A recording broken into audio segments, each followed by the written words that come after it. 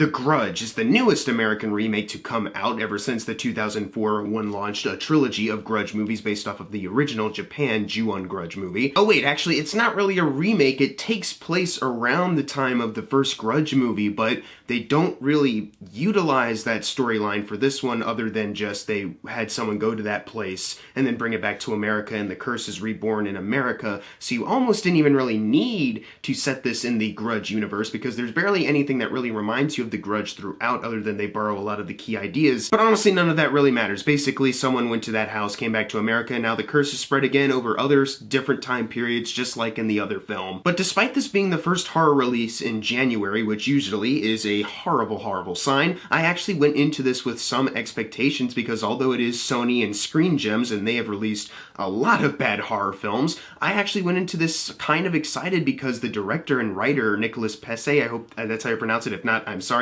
but he made a film that I really adore called The Eyes of My Mother, which for the longest time of that movie, I thought it was like a really strong A+. The ending was a little too abrupt for me, but still, it was a fantastic movie with great atmosphere, and when I heard that he was making this Grudge movie, I thought that sounds perfect considering what he did in The Eyes of My Mother. His other movie, Piercing, that came out in the US like back in last February, I watched it literally this morning, and it was a good movie. Like, it was decent enough, but it's nowhere near as strong as The Eyes of My Mother, but still, it was a good movie. So I went into this thinking he is the perfect guy to really bring this franchise to a new direction because, if I'm gonna be honest, I haven't seen the original Japanese films, but the American ones that have been made, I haven't really been a fan of. I think The Grudge 3 out of that trilogy is my favorite in the sense that they actually worked more with character in that one. The other two Grudge movies I thought were really lacking in that department, whereas they were filmed pretty competently and had some pretty unique kind of scare ideas. But I just thought those first two Grudge movies were really disappointing overall because I couldn't really find a character to latch onto,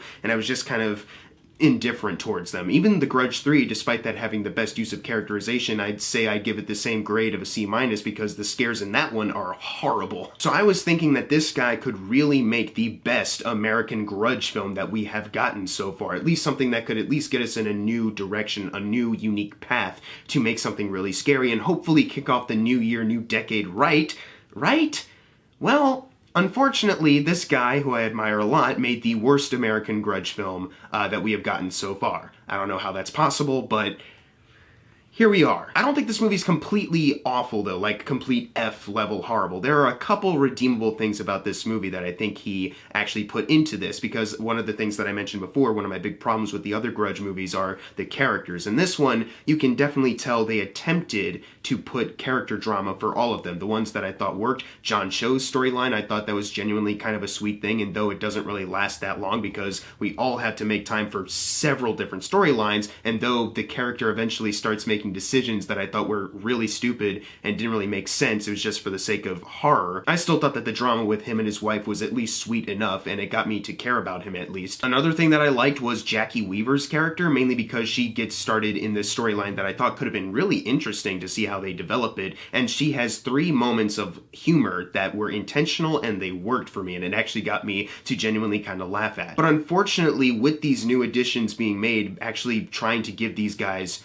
better character development than in the other American Grudge films, unfortunately, that's one of my biggest weaknesses to the film, is that they don't explore it enough, and sometimes it just feels like they're just setting it up to have a setup. Andrea Riseborough, I hope I pronounced that correctly, I'm sorry, but they introduced the movie with her moving into a new town with her son. Her husband recently passed away. They abandoned that altogether, and instead she just becomes an obsessed cop whose son occasionally drops into the movie for convenience. And as much as the actress wasn't doing a bad job, I was just watching this character thinking, I am really bored with you, but I don't think I should be. And I wish that I was more engaged in this storyline because it could be something really interesting. Her partner in the movie, Damian Bashir, he had something that could have been really interesting too, but every time they cut back to the present after you see some things that happened with him and somebody else in the past, it barely feels like it's ever affected him. Like, you don't really get any good character moments where you see how haunted he is by stuff or how upset he is that his new partner is investigating the same case that his old partner got obsessed with. Like, you barely feel like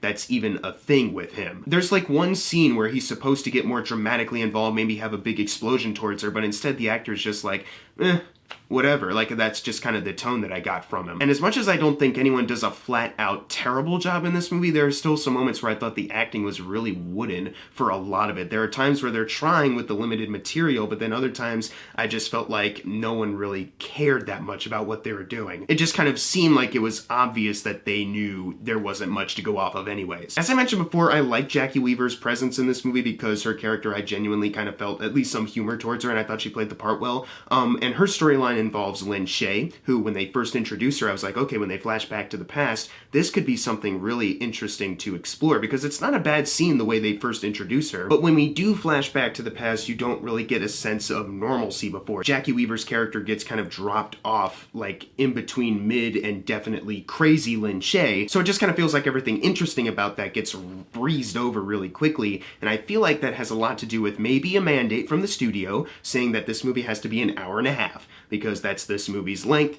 and it definitely feels like it needed to be longer than that, because you're not really allowed to really breathe in this world or live with these people, feel like you're getting to know them personally, being with them in these environments. It just feels like things are happening too quickly and they're bouncing around from different characters, and some of them have interesting ideas for stories, but some of them get sidelined because they got to move on to something else. And it only really seems like the John Cho storyline has some sense of beginning, middle, and end, and the Jackie Weaver Lin Shaye one feels like it could have been more interesting, but it doesn't really drop off at a good time. The movie opens up with a character coming back from Tokyo and getting this curse in this brand new house, but we don't really see that storyline continue either. Just it opens up with them, and then they cut away forever, and then the end, they finally kind of reveal what happened. So you're like, okay, we just kind of spent time with this one character in the beginning so we could establish the movie's villainous setting, and there's not really that much of a reason to care, but that could have been an interesting exploration also if we learned a little bit more piece by piece of what happened in the beginning with this curse,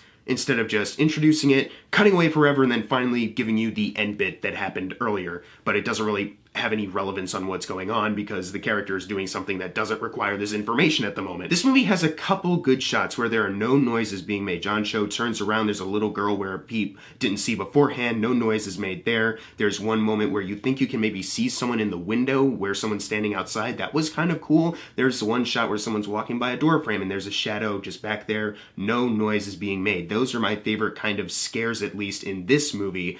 Unfortunately, this movie is heavily populated with horrible jump scares, and not just they use a lot of jump scares, it's what they do with the jump scares too. Sometimes the editing gets so bad that when they reveal the thing that's jumping out at you, they do a quick cut to like a zoom in. And I was just left wondering, why would you do that? A lot of bad horror movies don't even do this either. Sometimes they just throw in a sound effect, but they won't do the effort of zooming in or some weird edit like that. It's one of those things where I feel like the director might have been in conflict with what the studio wanted, because this doesn't seem like the kind of movie that this director would make. Like I said before, Piercing was decent, but The Eyes of My Mother, whew, that is a fucking great, expertly crafted horror film.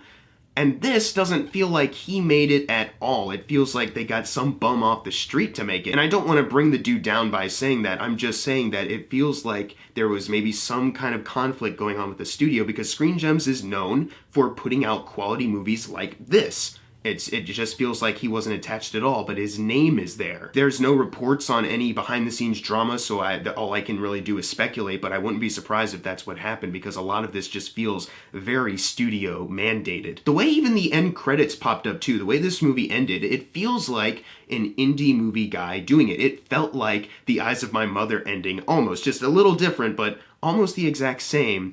Except at one point they can't even let a good end shot hang when credits going over. Eventually they have to fade out, and then like a rap song started to play for the rest of the credits. So even that could even stay to what the director probably wanted. They had to do the studio, well, let's throw in a rap song. It literally happened with The Intruder, where the credits started playing and a rap started to go off. And I was just thinking, why is that in here when you have a final shot that works so well for an end credit kind of backdrop to leave people kind of like, whoa.